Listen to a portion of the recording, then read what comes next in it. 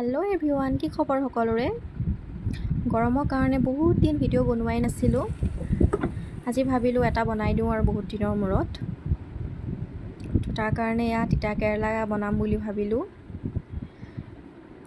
বেছি নাই লোৱা, এয়া 6টামান লৈছোঁ সৰু সৰু তিতা কেৰেলা। বেছি মানুহ নাই যিহেতু মই অকলেই খাম।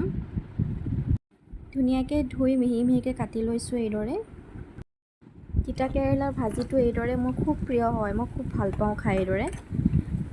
অলপমান তেল দি বনাব লাগে কাৰণ বৰ বেছি শুকানে বনালে তিতাটো অলপ বেছিকৈ লাগে।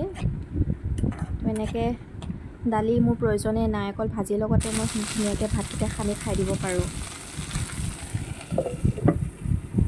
আলু এটাও মিহি মিহিকৈ কাটি দি দিলোঁ।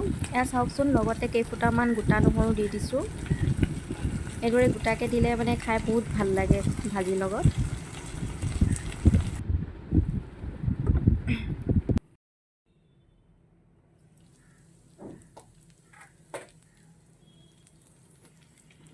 খন্তেক সময়ৰ পিছতে চাইছোঁ ধুনীয়াকৈ সিজি গৈছে।